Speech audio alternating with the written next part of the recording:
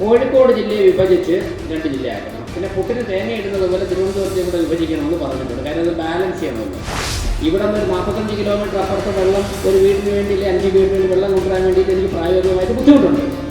മനുഷ്യന് പുറത്തിറങ്ങാൻ പറ്റാത്ത തരത്തിൽ തെരുവുനായ ശല്യം കേരളം മുഴുവനും വ്യാപിച്ചു കിടക്കുകയാണ്. ഇതെങ്ങനെ പരിഹരിക്കണമെന്നല്ല വരാൻ പോകുന്നത് ഗവൺമെൻറ്റിൻ്റെ അധികാരികൾ ചർച്ച ചെയ്യുന്നത്. പറഞ്ഞു രാജേഷേ, നിങ്ങളുടെ കോർപ്പറേഷൻ്റെ ഒരു ടാങ്ക് വെള്ളം ഈ ആലക്കോട് ഭാഗത്താണ് ഞാൻ നിൽക്കുന്നത്, ഇവിടെ ഒന്ന് എത്തിക്കുമെന്ന് ചോദിച്ചു. നമ്മുടെ ചേച്ചി ഇന്ത്യത്ത് ഭാഷാപിതാവിൻ്റെ പ്രതിമ വയ്ക്കാൻ പറ്റാത്ത ഒരു നാടായി മാറിയിരിക്കുന്ന മലപ്പുറം ജില്ലയെ വിഭജിച്ച് കൂടുതൽ റവന്യൂ, കൂടുതൽ ഇൻകം കേന്ദ്രത്തിൽ നിന്ന് കൊണ്ടുവരണമെന്നാണ് കഴിഞ്ഞ 16 വർഷമായി ഒരു ദിവസം പോലെ തിരുവനന്തപുരം കേന്ദ്രീകരിച്ചുകൊണ്ട് നടക്കുന്ന ഈ അനന്തപുരി ഹിന്ദു മഹാസമ്മേളനത്തിൽ നിൽക്കുമ്പോൾ കഴിഞ്ഞ 16 വർഷമായി കേരളത്തിൽ മാത്രമല്ല രാജ്യത്തെമ്പാടും പൊതുസമൂഹത്തിൽ ചർച്ച ചെയ്യേണ്ട മുദ്രാവാക്യങ്ങൾ ഓരോ കാലഘട്ടവും അനുസരിച്ച് ആവശ്യപ്പെടുന്നതനുസരിച്ചുള്ള പ്രസക്തമായ കാര്യങ്ങൾ ഈ സമ്മേളനത്തിലൂടെ പുറത്തു വരാറുണ്ട്. കേരള രാഷ്ട്രീയത്തിൽ തന്നെ അനന്തപുരി ഹിന്ദു സമ്മേളനത്തിലൂടെ ചർച്ചയായ കാര്യങ്ങൾ ഒരുപക്ഷെ ആദ്യഘട്ടത്തിൽ പലരും തന്നെ തുറന്ന് സമ്മതിക്കാത്ത കാര്യങ്ങളാണെങ്കിലും അത് നിശ്ചിത സമയം കഴിയുമ്പോഴേക്കും സമൂഹത്തിന് നടപ്പിലാക്കേണ്ടതാണ് എന്നുള്ള ബോധ്യം വന്നതാണ് ഒരു 10 പതിറ്റാണ്ട് പിന്നിലേക്ക് തിരിഞ്ഞു നോക്കുമ്പോൾ നമുക്ക് കാണാൻ പ്രസക്തമാകുന്നത്. ഇന്ന് യുവസമ്മേളനം എന്ന് നാമകരണം ചെയ്ത് ഈ സെഷൻ അവതരിപ്പിക്കുമ്പോൾ കഴിഞ്ഞ 2-3 ദിവസമായി കേരളത്തിൽ നടക്കുന്ന ഒരു ചർച്ച ഇന്ന് രാവിലെയും സോഷ്യൽ മീഡിയയിലെയും പത്രങ്ങളിലൊക്കെ തന്നെ കുറച്ച് പ്രാധാന്യം കിട്ടിത്തുടങ്ങി. ഒരു പക്ഷേ പുതിയ ഗവൺമെൻറ് അധികാരത്തിൽ വന്നാൽ, അത് ഏത് മുന്നണി നേതൃത്വം കൊടുത്താലും ഗവൺമെൻറ് അധികാരത്തിൽ വന്നാൽ കേരളത്തിൽ നടക്കാൻ പോകുന്ന ഒരു പ്രധാനപ്പെട്ട ചർച്ചയുടെ തുടക്കമാണത്.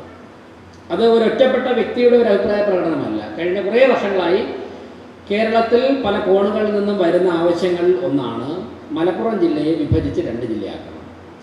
അതോടൊപ്പം തന്നെ കോഴിക്കോട് ജില്ലയെ വിഭജിച്ച് 2 ജില്ലയാക്കണം. പിന്നെ പുട്ടിന് തേങ്ങ ഇടുന്നത് പോലെ തിരുവനന്തപുരത്തെ കൂടെ വിഭജിക്കണമെന്ന് പറഞ്ഞിട്ടുണ്ട്. കാര്യം അത് ബാലൻസ് ചെയ്യണമല്ലോ. ഇത് ഏത് കാഴ്ചപ്പാടിൻ്റെ അടിസ്ഥാനത്തിലാണ് പറയുന്നത് എന്ന് വലിയ അന്വേഷണം നടത്തി പടുപുഴന്ന് പോകേണ്ട ആവശ്യമില്ല. മലപ്പുറം വിഭജിക്കണം, കോഴിക്കോട് വിഭജിക്കണം, അവിടെ ഒന്ന് ബാലൻസ് ചെയ്യണം, ഒരു മതേതരത്വ മുഖം കാണിക്കണം എന്നുള്ളത് കൊണ്ട്, ഒന്ന് ബാലൻസ് ചെയ്യണം എന്നുള്ളതുകൊണ്ട് തിരുവനന്തപുരവും പറയുന്നു. അപ്പോൾ സ്വാഭാവികമായിട്ടും ഈ രാജ്യത്തിൻ്റെ നിലനിൽപ്പ് മുൻകൂട്ടി കണ്ടുകൊണ്ട് ഗവൺമെൻറ്റുകൾ നടപ്പിലാക്കിയ പദ്ധതികളൊന്നും തന്നെ ആവിഷ്കരിക്കാതെ ജനസംഖ്യ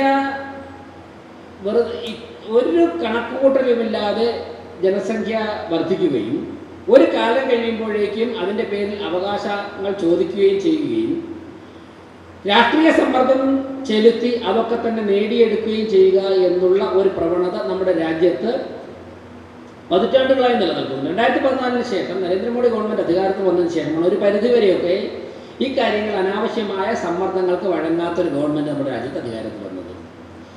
പുതിയൊരു ഗവൺമെൻറ് അധികാരത്തിൽ വരും, അത് ഞങ്ങൾക്ക് ലഭിക്കും എന്ന സ്വപ്നത്തിൻ്റെ അടിസ്ഥാനത്തിൽ വരാൻ പോകുന്ന 5 വർഷത്തേക്കുള്ള പദ്ധതികളൊക്കെ തന്നെ വളരെ സജീവമായിട്ട് ചർച്ച ചെയ്യുകയാണ്. ഈ ചർച്ച ചെയ്യുന്ന പദ്ധതികളിലൊന്നും തന്നെ കേരളത്തിൻ്റെ കുടിവെള്ള പ്രശ്നം ചർച്ച ചെയ്യുന്നില്ല. ഇന്നിപ്പോൾ രാവിലെ ആറ്റിങ്ങൽ നിന്ന് ഒരു മാധ്യമപ്രവർത്തകൻ്റെ സഹോദരി എന്നെ വിളിച്ചിട്ട്, അവരുടെ കയ്യിൽ എൻ്റെ നമ്പർ ഉണ്ടായിരുന്നു, എന്നെ വിളിച്ചിട്ട് പറയുകയാണ് അവർക്കറിയില്ല ഈ ആറ്റിങ്ങൽ കോർപ്പറേഷനിലാണോ പഞ്ചായത്തിലാണോ എന്നറിയില്ല, കോഴിക്കോട് എന്ന് വരുന്നതാണ്, എപ്പോഴും തിരുവനന്തപുരത്ത് വരുന്ന ആളല്ല, ആലങ്കോടാണുള്ളത്. എന്നെ വിളിച്ചിട്ട് പറഞ്ഞു, രാജേഷേ, നിങ്ങളുടെ കോർപ്പറേഷൻ്റെ ഒരു ടാങ്ക് വെള്ളം ഈ ആലങ്കോട് ഭാഗത്താണ് ഞാൻ നിൽക്കുന്നത്, ഇവിടെ ഒന്ന് എത്തിക്കുമെന്ന് ചോദിച്ചു.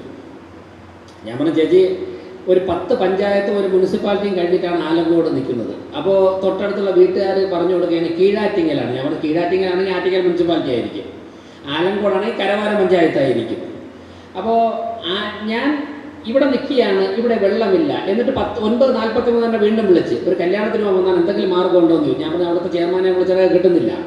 ഇവിടെ നിന്ന് ഒരു 45 കിലോമീറ്റർ അപ്പുറത്ത് വെള്ളം ഒരു വീടിന് വേണ്ടിയില്ല 5 വീടിന് വേണ്ടി വെള്ളം കൊണ്ടുവരാൻ വേണ്ടിയിട്ട് എനിക്ക് പ്രായോഗികമായിട്ട് ബുദ്ധിമുട്ടുണ്ട്. ഈ ഇത് പാറശാല മുതൽ കാസർഗോഡ് വരെ കേരളത്തിൻ്റെ പല പ്രദേശത്തുമുള്ള പ്രശ്നമാണ്. ഇതല്ല ചർച്ച ചെയ്യുന്നത്, ജില്ല വിഭജിക്കണമെന്നാണ്. ഈ കുടിവെള്ള പ്രശ്നം എങ്ങനെ പരിഹരിക്കാം എന്ന് ജനങ്ങൾ രാവിലെ ഉണർന്നിട്ട് ഉറക്കമെഴുന്നേറ്റ് ബാത്റൂമിൽ പോയിട്ട് നോക്കുമ്പോൾ വെള്ളമില്ല. ഈ പ്രശ്നം എങ്ങനെ പരിഹരിക്കാം എന്നല്ല വരാൻ പോകുന്ന ഗവൺമെൻറ് നേതൃത്വം കൊടുക്കണമെന്ന് ആഗ്രഹിക്കുന്ന ആൾക്കാർ ചർച്ച ചെയ്യുന്നത്. മനുഷ്യന് പുറത്തിറങ്ങാൻ പറ്റാത്ത തരത്തിൽ തെരുവുനായ ശല്യം കേരളം മുഴുവനും വ്യാപിച്ചു കിടക്കുകയാണ്. ഇതെങ്ങനെ പരിഹരിക്കണമെന്നല്ല വരാൻ പോകുന്ന ഒരു ഗവൺമെൻറ്റിൻ്റെ അധികാരികൾ ചർച്ച ചെയ്യുന്നത്, ഇല്ലെങ്കിൽ അധികാരികത്തിൽ എത്താൻ പോകുന്ന സ്വപ്നം കാണുന്നവർ ചർച്ച ചെയ്യുന്നത്. മറിച്ച് വരുന്നതിന് മുമ്പ് തന്നെ പിറ്റേ ദിവസം രാവിലെ 2 ജില്ലയെ കുറിച്ച് ഇതിൽ പറയുന്നത് എന്താണ്? കേന്ദ്ര ഗവൺമെൻറ്റിൻ്റെ ആനുകൂല്യങ്ങൾ ജില്ലാ ബേസിൽ കിട്ടുമ്പോഴേക്കും കൂടുതൽ കിട്ടാൻ വേണ്ടിയാണ് ജില്ലയെ വിഭജിക്കണം എന്ന് പറയുന്നത്. ബഹുമാനപ്പെട്ട മുഖ്യമന്ത്രി പങ്കെടുത്ത ഒരു യോഗത്തിൽ സെക്രട്ടേറിയറ്റിൽ മേയർ എന്നുള്ള നിലയ്ക്ക് ഞാനും പങ്കെടുത്തിരുന്നു. അപ്പോൾ സ്വാഭാവികമായിട്ടും മേയർ സംസാരിക്കാൻ എഴുന്നേറ്റപ്പോഴേക്കും ഞാൻ മുഖ്യമന്ത്രിയോട് അടുത്ത പരിപാടി ഉണ്ട്, അദ്ദേഹം പോയാലും അദ്ദേഹത്തിന് അടുത്ത പരിപാടിയിൽ അറ്റൻഡ് ചെയ്യേണ്ടതായിരുന്നു. ബഹുമാനപ്പെട്ട മുഖ്യമന്ത്രിയുടെയൊക്കെ തന്നെ 1 മിനിറ്റ് സമയം പോലും അത്രത്തോളം വാല്യുബിളാണ്. അപ്പോൾ അദ്ദേഹം പോവുകയാണെങ്കിൽ അത് കഴിഞ്ഞിട്ട് ഞാൻ സംസാരിക്കാമെന്ന് കരുതി. അപ്പോൾ അദ്ദേഹം ഇരുന്നു. ഒരു സാംസ്കാരിക പരിപാടിയായിരുന്നു, ഒരു അവാർഡ് ദാനം. അപ്പം ഞാൻ പറഞ്ഞത്, അപ്പോൾ ആ പരിപാടിയിൽ വന്നവരൊക്കെ തന്നെ ഇടതുപക്ഷ ആശയങ്ങളുമായി ബന്ധമുള്ളവരും ആ രീതിയിലൊക്കെ തന്നെയാണ്. ഒരു സെക്രട്ടേറിയറ്റിൽ സംഘടിപ്പിക്കുന്ന ഗവൺമെൻറ് പരിപാടിയാണ്. പഴയ നിയമസഭാ മന്ദിരം, ഇപ്പോഴത്തെ സെക്രട്ടേറിയറ്റിൻ്റെ ഡെൻമാർ ഹാളിൽ. ഞാൻ പറഞ്ഞു, നമ്മൾ കേരളത്തിൻ്റെ സംസ്കാരത്തിലൊക്കെ തന്നെ അഭിമാനം കൊള്ളുന്ന സമയത്ത് എഴുത്തച്ഛൻ പുരസ്കാര വിതരണമായിരുന്നു. ഞാൻ ആഗ്രഹിക്കുന്നത്, തിരുവനന്തപുരം കോർപ്പറേഷൻ്റെ മേയർ എന്നുള്ള നിലയ്ക്ക് ഞാൻ ആഗ്രഹിക്കുന്നത്, എൻ്റെ ഭാഷയുടെ പിതാവിൻ്റെ പേരിലുള്ള അവാർഡ് അടുത്ത തവണ മലപ്പുറത്ത് തുഞ്ചൻ പറമ്പിൽ വെച്ച് വിതരണം ചെയ്യുകയും അതുമായി ബന്ധപ്പെട്ട് തുഞ്ചത്തെഴുത്തച്ഛൻ്റെ പ്രതിമ അവിടെ സ്ഥാപിക്കുകയും ചെയ്തു കഴിഞ്ഞാൽ അതാണ് അദ്ദേഹത്തോട് നൽകുന്ന ഏറ്റവും ആദരവെന്ന് ബഹുമാനപ്പെട്ട മുഖ്യമന്ത്രി ഇരുന്ന വേദിയിൽ വെച്ച് തന്നെ ഞാൻ ആവശ്യപ്പെട്ടു. കേരളത്തിൽ ഇന്നും മഷിക്കുപ്പിയും തൂവലുമാണ് വച്ചിരിക്കുന്നത്. ഞാൻ ഓർക്കുന്നത് 2003 ഞാൻ യുവമോർച്ചയുടെ സംസ്ഥാന വൈസ് പ്രസിഡന്റ് ആയിരുന്ന സമയത്ത് ഞങ്ങൾ ആദ്യം പാസാക്കിയ പ്രമേയം അവിടെ തുഞ്ചത്ത് രാമാനുജൻ എഴുത്തച്ഛൻ്റെ പ്രതിമ വയ്ക്കണമെന്നുള്ളതാണ്. തുഞ്ചത്ത് ഭാഷാപിതാവിൻ്റെ പ്രതിമ വയ്ക്കാൻ പറ്റാത്ത ഒരു നാടായി മാറിയിരിക്കുന്ന മലപ്പുറം ജില്ലയെ വിഭജിച്ച് കൂടുതൽ റവന്യൂ, കൂടുതൽ ഇൻകം കേന്ദ്രത്തിൽ നിന്ന് കൊണ്ടുവരണമെന്നാണ് ഗവൺമെൻറ് നേതൃത്വം കൊടുക്കാൻ പോകുന്നതെന്ന് അവകാശപ്പെടുന്നവർ വാദിക്കുന്നു. ഈ ഒരു അവസ്ഥയിൽ നിന്നും മാറണം. ഇപ്പോൾ രാജീവ് ചില കാര്യങ്ങൾ എന്നോട് സംസാരിച്ചു. എനിക്ക് തോന്നുകയാണ്, ഹിന്ദുക്കൾ ഏറ്റവും കൂടുതൽ ടൂർ പോകുന്നതും ക്ഷേത്ര ദർശനത്തിന് പോകുന്നതും വോട്ടിൻ്റെ അന്നാണ്. ഏറ്റവും കൂടുതൽ ദൈവങ്ങൾക്കൊന്നും അന്ന് ഇരിക്കാനായി സ്ഥാനാർത്ഥികൾ പോകുന്നത് മനസ്സിലാക്കാം. ഏറ്റവും കൂടുതൽ അത് നീണ്ട ടൂറാണ്. പിന്നെ ചോദിച്ചു കഴിഞ്ഞാൽ എല്ലാവരും പറയും ടിക്കറ്റ് ബുക്ക് ചെയ്ത് കൺഫേം ആക്കി സ്പെഷ്യൽ ഫ്ലൈറ്റൊക്കെ ചാർട്ട് ചെയ്ത് ഇതെല്ലാം റെഡിയാക്കിയത്. അതായത് പലരും വിദേശ രാജ്യങ്ങളിൽ നിന്നുൾപ്പെടെ വിമാനം ബുക്ക് ചെയ്ത് കേരളത്തിലേക്ക് ഒരു നിമിഷം നിന്നൊരു വോട്ട് ചെയ്യാൻ വേണ്ടി വരുമ്പോൾ നമ്മൾ 4 പൈസ കൊടുത്തിട്ട് നമ്മൾ വോട്ട് ചെയ്യാതെ പോകുന്ന ഒരു മാനസികാവസ്ഥയിലേക്ക് എത്തിയിരിക്കും. കുറച്ച് മാറ്റമുണ്ട്, ഞാൻ പൂർണ്ണമായിട്ടും മാറിയെന്ന് പറയുന്നില്ല, കുറേയൊക്കെ മാറ്റമുണ്ട്. തീർച്ചയായിട്ടും വളരെ വലിയ ആത്മവിശ്വാസത്തോടെ ഈ അവസ്ഥയ്ക്ക് മാറ്റം വരണം. പല തരത്തിൽ സംഘടിക്കേണ്ടതായിട്ടുണ്ട്. ഏറ്റവും പ്രധാനപ്പെട്ടത് സാമ്പത്തികം തന്നെയാണ്.